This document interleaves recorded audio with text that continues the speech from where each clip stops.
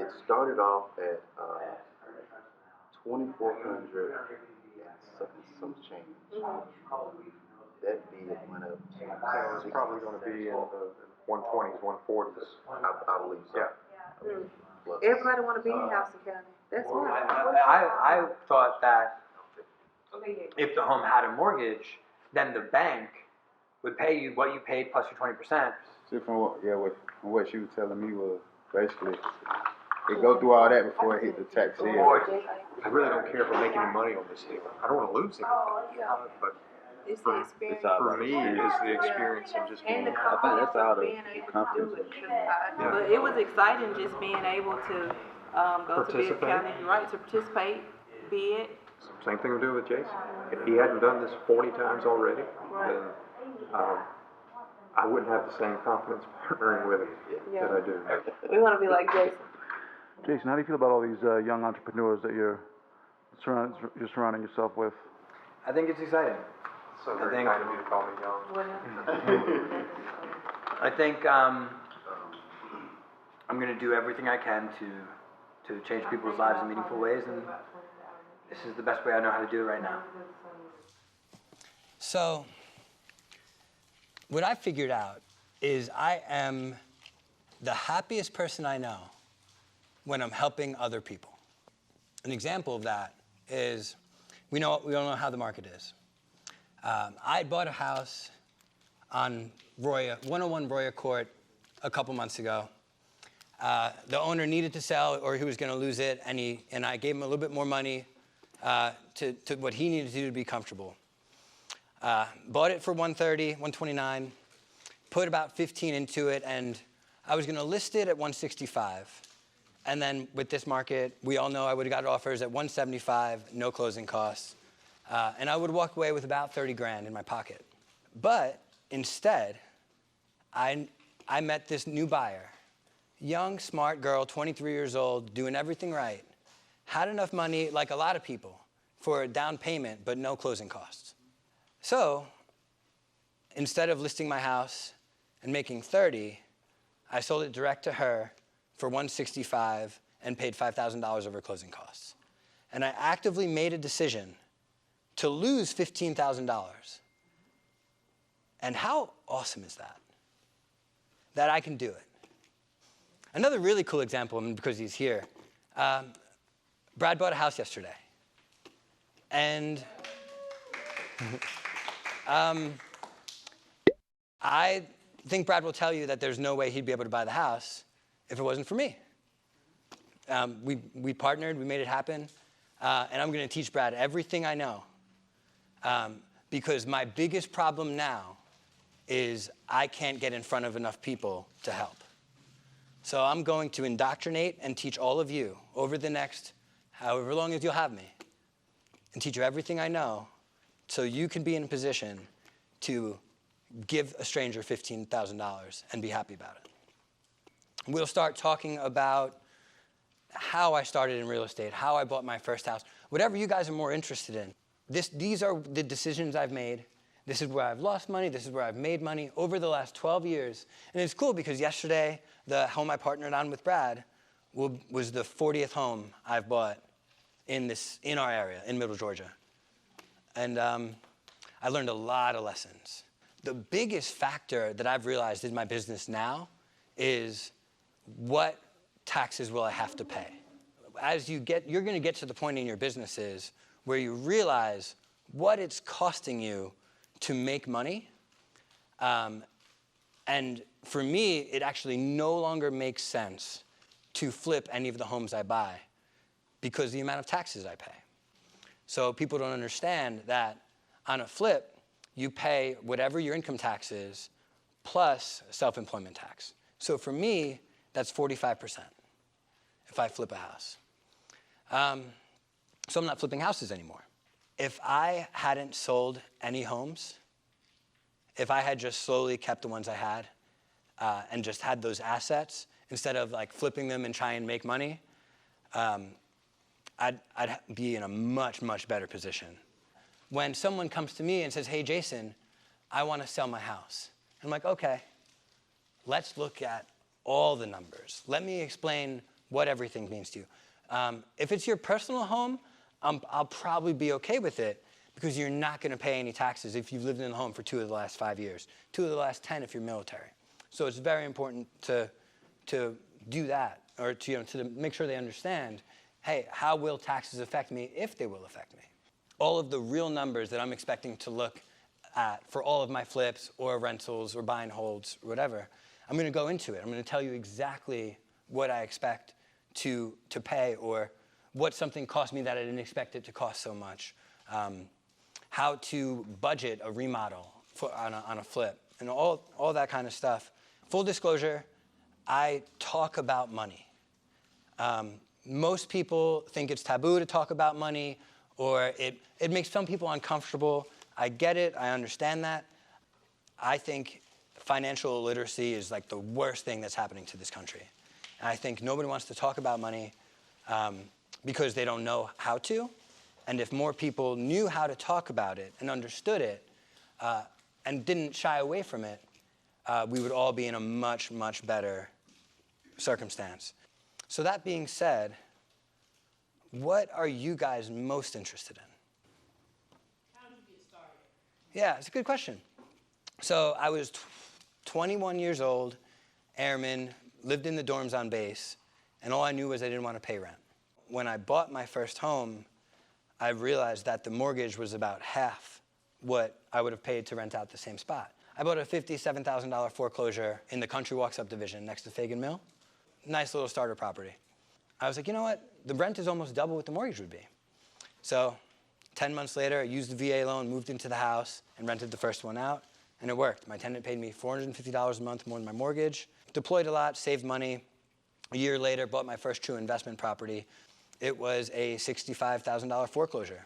So I put the $14,000 down, and my mortgage, taxes, and insurance on the $50,000 loan was $350 a month, and the home rented out for $850.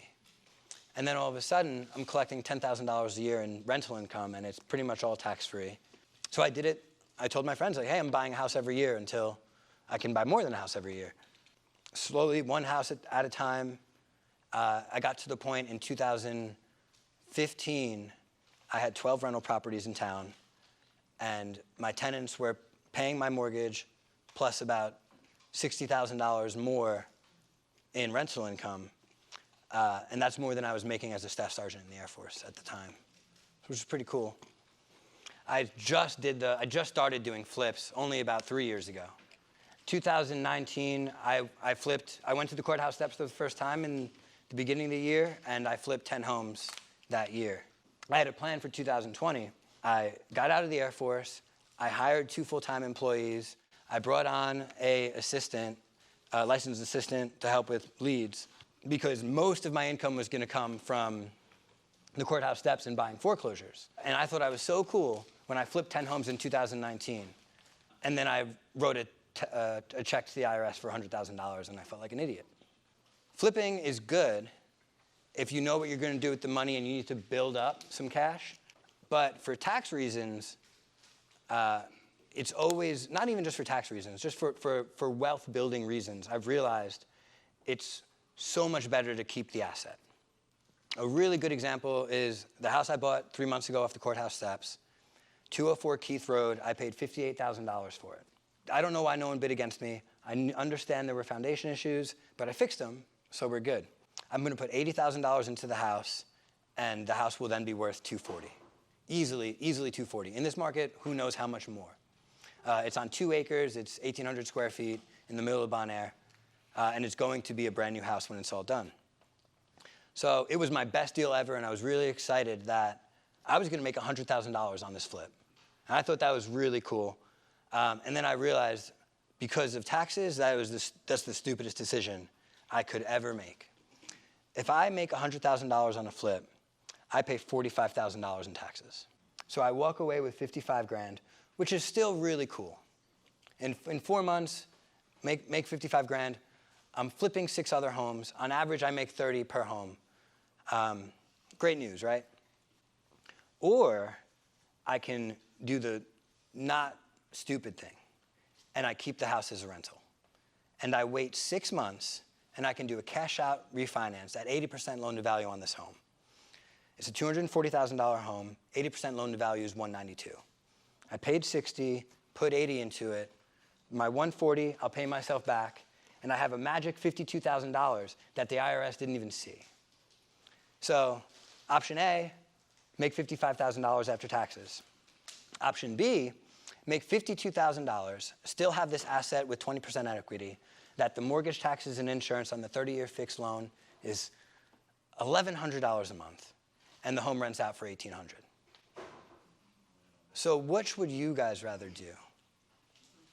I think I'm going to stick with option B, and I'm going to keep everything. And now the best part about it is the IRS doesn't see that I've made $100,000. They see that I have like negative 40. So I increased my net worth by 100 grand, and all the IRS sees is we got to pay him some taxes back because he had to spend on this house. So, and if I ever want to live a certain way, if I ever want to take a vacation, I'll take a loan out against that house. But I don't have to make any money anymore because the money I make, I'm taxed at 45%. So it doesn't make any sense. I don't like working for half pay. Is that under LLC or S corp? So good question. LLC or S corp, it doesn't matter because either way you will still pay those taxes. What's good about the S corp as opposed to the LLC is you can hide some tax money there. If I make $200,000 in commission and I don't have an S corp, I'm taxed payroll tax on top of my income tax. If you work for a company, payroll tax is taken out. If you work for yourself, self-employment tax is taken out. If as a real estate professional, you pay yourself out of your S corp. So I don't own anything. Pincus Properties, the S corp, is what owns everything. Pincus Properties pays Jason Pincus $120,000 a year. So I'm taxed in all of my taxes and payroll tax on $120,000 a year. On the additional 80 I made, that's not subject to that payroll or self-employment tax. Accounting is very, very important. Doing it the right way, getting all your accounting, it's a whole nother job. For new agents, I believe there are two things that you need, or old agents, I don't care how long you've been doing it. If you do these two things, you will be successful. Answer your phone and have resources. Really, if you answer your phone, you're better than 75%. Unfortunately, that's the way it is. Have resources. What makes you different from me? So, and I'll give you examples. Somebody needs to buy a house, and they're moving into town, and they can't find one. I have a place for them to live. I have a short-term furnished rental. I have 4 Airbnbs that they can crash at while I help them look for a house. I have 7 other homes that are just empty with utilities on, that if they need to save money and throw an air mattress down, great. Or when a seller has a huge list, a huge ATAC that he has to fix, maybe not in this market, but when this market kind of goes back to normal and sellers have to do things now to sell their homes again or fix something or whatever, I have all of the guys that I know will show up and fix your issue, and they'll do it cheaper than everybody else. So those are the resources I provide my clients. So what I recommend all of you guys do is find those people. And straight up call a lender, any lender you want. And like, hey, here's the deal. If you answer your phone when I call, I'll give you all the business I have. Like, and get 2 of them, get 3 of them. Doesn't matter, just have as many resources available to your clients as possible. Do you realize that the more resources you have, the more you are able to help them? And what is my only objective in life? Is to help people in meaningful ways. And that's it. That's my only job, is to go to the people that I work with and say, what do you need to do your job? How can I help you? Is there a particular amount of time that you feel would be best to be in the business before you kind of step into something like this? I knew how to do the job before I was convincing people to buy houses before I was ever licensed. Know what you're doing before you tell somebody else that you know what you're doing. The easy things need to be done right. And all the basics of being a real estate agent that you will learn in the class that you do need to know. Yeah, how to write a contract, how to make sure you're not getting your broker in trouble. I'm very confident in telling you guys what it takes to flip a house or how to provide services to a client. I'm never going to tell you guys how to organize a calendar. I think the best way for me to learn something is to do it. Can you discuss the process of buying off the courthouse? Yeah. So anybody could have showed up yesterday to the courthouse steps in Perry, public location. It's the first Tuesday of every month. There's a list of homes that come out, and that's foreclosure bids, BIDS, list.com. And that is going to populate in the next 2 or 3 weeks, and it'll have all of the list in this of all the homes in this county that could possibly come up to be foreclosure or auctioned off at the courthouse steps. Every county? Yes. Every county, first Tuesday of the month in the state of Georgia. So you go to that website, it'll show up. Drive around, look at the homes, see which ones you're interested in, do your job as a real estate agent to determine what you think it's worth. You can't really even access the property. It is trespassing to access a property. So it's actually advertised when a home is vacant by either a sign on the window or a card in the mailbox that says vacant. If the mailman doesn't think anyone's going to be living there, they will put a green vacant card in the mailbox. I guess it's to remind himself that no one lives there. But I don't know why he tells everyone else. You should know. So of course, there's risk assessed. So have your best and worst case scenarios. Know, like, hey, worst case, this house might need $50,000 if everything is horrible in there. And if I buy it for $50 and it needs $50,000 worth of work, it's got to be worth more than $100. And kind of go from there. And that, whatever your threshold is for that. So then you figure out what you get a game plan for the houses that you want to buy. And then you get cash. So every Tuesday morning, I go to the bank where I have my operating fund, and I take all my money out in cashier's checks of different denominations, like $25,000, $50,000, $100,000. And if I buy a home for $125,000, and I have different denominations of 130, let's say, not 125, I give them $130,000 in cashier's checks, and I get a refund check in the mail about 2 weeks later for the $5,000. So by law, a home has to be cried out on the courthouse steps between the hours of 10 and 4 on the first Tuesday of the month. So yesterday, we were all just hanging out, waiting. Some completely inconspicuous lady just walks up, pulls out her folder, and just starts yelling at people. And just, here, the legal description of this home. And you walk up to her, she finishes reading her thing that she has to say per the bank, and she starts the bidding. And you bid. If you get it, you get it. If you don't, you don't.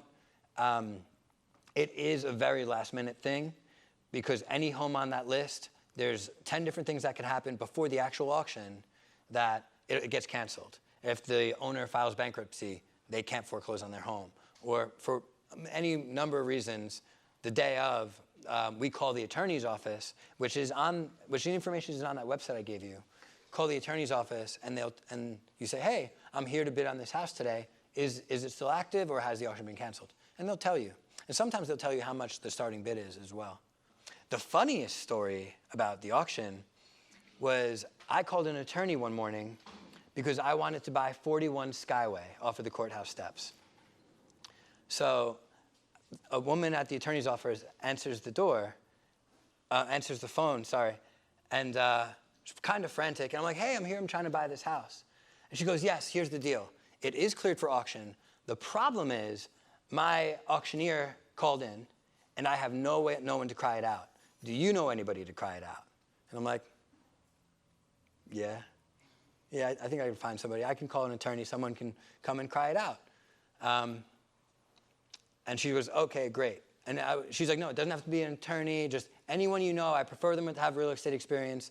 I will send them the paperwork. All they have to do is say this out loud, and the home is being auctioned off for $39,000. And I'm like, okay, this is pretty cool. So I can really have Karen whisper into my ear that this home's being auctioned off, and I get it for $39,000. Couldn't do it. My ethics wouldn't allow me to. So I told Brad that he had to auction off a property. And this attorney emailed Brad what he had to say, and he auctioned off the property to me and the one other investor there that bid me up $15,000. And I paid $55,000 for the house. So that's what I get for being a good person. But it is what it is. So they do like auction.com does it all the time. They'll draw people in and say, hey, starting bid on this house is $40,000. And then they'll start the bidding at $40,000. And then I'll bid $41,000. And let's say I'm the only one there. Then the auctioneer will say $41,000 going once, going twice, and then he'll say, on behalf of the bank, I put in a bid of $89,100.52. And that's the actual number that you have to pay for the house. I don't know why the starting bid is different from the actual bid, but it's the way they do it. So just be aware of that. And then you bid a penny over the bank's minimum reserve if you're the only one there, and you get the house. That's it. I don't. I really do consider myself like a subject matter expert about real estate here. And I'm so busy here that I haven't even had the time. Like, people ask me about Macon all the time, and I'm like, I don't have a clue. I don't. I just don't know it. Not like I know Houston County. So I really, I refer out all my Macon clients because I don't think I can provide them with the service that other people could in that. That's all I do is I'm only going to tell you something if I know how to do it, if I've done it. And that's what I base my entire business plan about. And that's why I kind of wanted to talk to you guys, because I can teach you exactly what I did. There are so many things in our lives that we have no control over, like 90% of it, like who we're born to and where we're born. Like the 10% that we choose is what we physically and actively do and our attitude when we do it. That's it. So I can speak from personal experience and tell you I don't like managing low-income properties. I bought an apartment complex on the north side of town, and I was supposed to net like $4,000 a month after all the bills were paid from collecting the rents on this 16-unit, 3-bedroom, 1.5-bathroom apartment on Houston Road. Nobody ever paid. Everybody broke everything. And the money I made was just enough to cover all my expenses, and it was such a pain in my butt to, even with a property manager, still manage that property myself. I don't think I'll do it again. But that doesn't mean other people don't have the tolerance for it. Do you still have that property? No.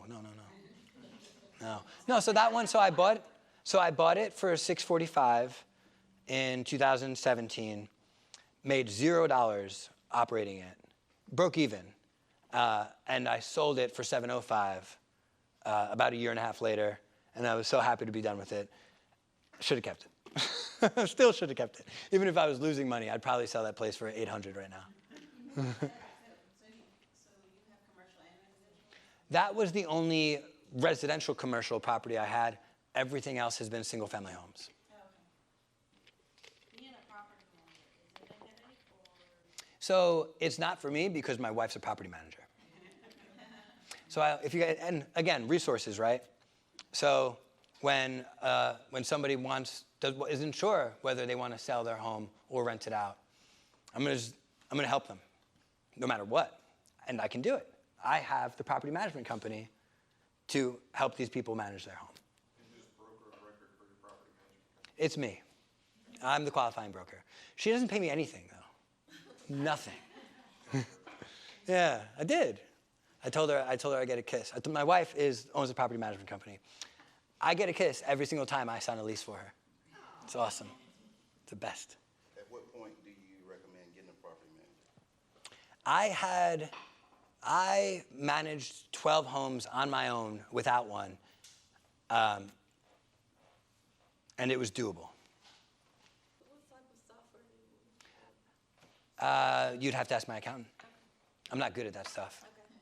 And so that's the biggest thing that everyone needs to learn in scaling their business is realizing what you're horrible at and letting other people do it. Like, I hate to admit it, but I should probably hire a driver, just for safety reasons. So what's your advice on partnering as far as investment properties? If the numbers make sense and you go into the deal knowing exactly what the plan is, do it.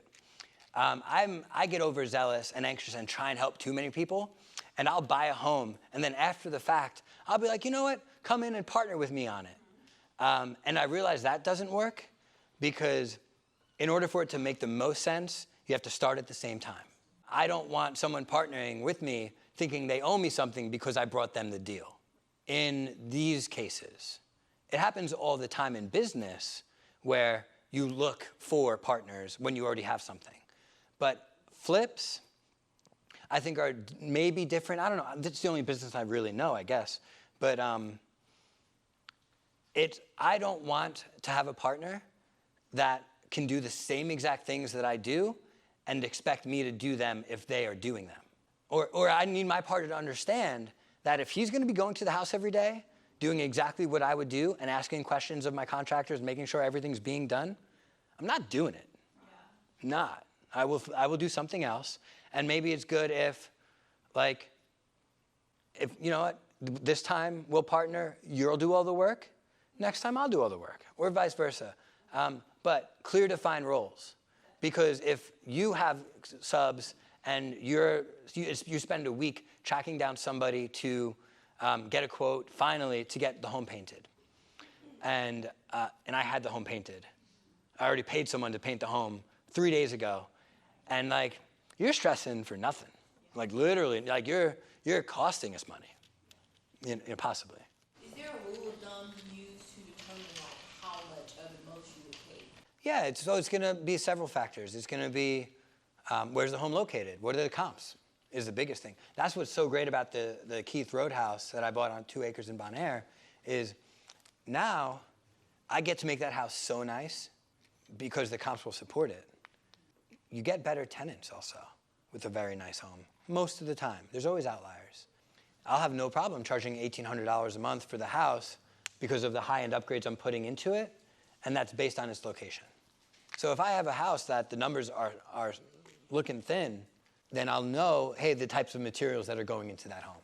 I'm not doing high-end tile, or you're not getting a tiled shower, you're getting a tub, because it's a $4,000 difference in cost, and I won't get the money back on an appraisal. So that is, all of this stuff does tie into being a real estate agent. All of it, every single thing I've said will tie into you helping your clients to the best of your ability. Who are your mentors? Who do you listen, who do you read? Me, myself, and I. Say again? Me, myself, and I. And maybe it's a stupid point of pride, but I've learned it by doing it. That's why I'm now in a position to teach it. Well, I guess you can do that if you have mentors also. But I've done absolutely every single thing I've taught. And I didn't specifically have a real estate mentor at all. So how much does the current market affect what you're doing? Or do you just change your approach depending on what's going on in the market? So my main goal is to help people. So this market's very, very challenging for buyers. So it's the best market for me because I'm giving my houses to the buyers that wouldn't otherwise not get one. And it's just pretty cool. What I tell my buyers in this market is even though it's a crazy seller's market and people are overbidding by so much on these homes, the buyer in the long run, from an investment standpoint, is so much, they are taking the seller for everything they have. And I'm positive of that. So tell your buyers that you're struggling with, that keep getting outbid, to keep their head down. Because, and I'll use real world math. If you were to buy a home in Bon Air for 2 years ago, your mortgage, taxes, and insurance on the home, let's just say a VA qualified buyer with 700 credit score, all the money, everything has what he needs. Mortgage, taxes, and insurance on a $250,000 home 2 years ago, when the interest rates were like 4.25, 4.5, it's going to be around $1,500 a month total payment. That same buyer, same credit profile, same loan today buys that home for $250,000, his mortgage taxes and insurance, instead of $1,500 a month, it was $1,250 at the lowest rates, but now it's like $1,300. They're saving still $200 a month on their mortgage payment. And for every $10,000 you increase on the sales price of a home, you expect the increase of that monthly payment to be anywhere between around 45. So every $10,000 you're overpaying for a house, it equates to a $45 difference in your monthly payment. But, so that $250,000 home that you bought 2 years ago and your payment's $1,500, today, even if you overpay by 20 grand and you pay $270, your mortgage, taxes, and insurance, you're still saving $150 a month from a year prior. That's a big deal. Overpaying by 20 grand because of this market, because the interest rates are the way they are, your buyers are better off in the long run. And if they learned what I learned, they never sell that house. And they keep it as a rental forever, unless things happen, life happens. If they really need the money, make sure you sell it when you've lived in it for 2 of the last 5 years, so you don't pay any taxes when you do. If you're military, it's 2 of the last 10. On a primary residence, you've lived in the home for 2 years of the last 5, you aren't subject to the capital gains tax when you sell. So buying a house right now, even in this market, the buyers are doing very, very well. That's because of the lower interest rate? Only because of the lower interest rate. How long do you have to hold on to the capital gains before you're penalized? So you are penalized immediately if you sell the home and you don't have a 1031 exchange. If you're subject to capital gains tax, if you keep a home for more than a year and then sell it, and it was an investment property, you're going to pay capital gains tax on the profit on that property. If you flip a home, buy it and sell it in the same year, short-term capital gains is your income tax. So that's where I pay 45% on flips. If I keep a home for a year and then sell it, I'm only going to pay 20% capital gains, which is great. It's half of the taxes I would have paid, and I have a rental property for a year or more, whatever. Anytime after a year, 3 years, whatever, 5 years, 10 years, you sell a home, you're going to pay capital gains tax if it was an investment property. Unless you do a 1031 like-for-like kind exchange, where before the closing of that sale of your home, you're going to let the people buying know, you're going to let the attorneys know. It's going to be on an amendment saying, hey, I want to make sure all parties are aware the seller is doing a 1031 exchange on this property. The seller is going to hire an intermediary, pay him like $150 around here, and he's going to show up to your closing, and when you sell that home, that intermediary is going to get the check, not you. And that money is never going to touch your hands, so the IRS never sees it, and then you have, by the book, 45 days to identify a property that you're going to use that money to purchase, and then you roll it into that property, and you have 6 months to close on that property. So, and it's been my understanding, and again, talk to your accountant, talk to your attorneys, that the 45-day mark isn't a hard line, that you just identify something, but the real hard line that money has to be gone by before you're penalized on it and you just pay the capital gains tax that you're trying to avoid is 6 months. That's on a flip. No. If you buy an investment property and keep it for 10 years and then sell it, you're going to pay capital gains tax on that property, whether it's a flip quick or you hold it and rent it out for 10 years and then sell it. Also, what's very important to understand about capital gains is everybody thinks depreciation is your friend until you go and sell the property and you hate it. The way depreciation works is your home depreciates evenly over the course of 27 and a half years. If you buy a home for 100 grand, your home loses, as far as the IRS is concerned, they say your home will depreciate and lose value to the tune of like $3,600 or $3,800 a month, a year, whatever it is. It doesn't matter that the home is actually worth 110 or whatever. The IRS says you bought it for 100, you've had it for a year, it's going to depreciate by $3,600. That $3,600 is a tax write-off. So if you make $6,000 in rental income, at the end of the year, The majority of what you've made in rental income, you don't pay taxes on because of that depreciation. The IRS says you lost this money, so you don't have to pay those taxes on what you made. 27 and a half years go by, and your home is depreciated to zero, and you sell your home for $300,000, you're paying capital gains tax of 60 grand.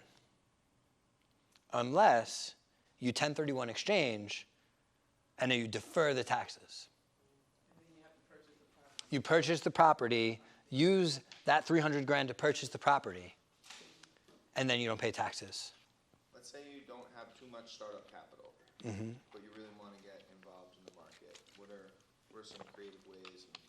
The best way to start investing if you don't have any money, like a lot of liquid cash, is, first of all, you have to own the home you're in.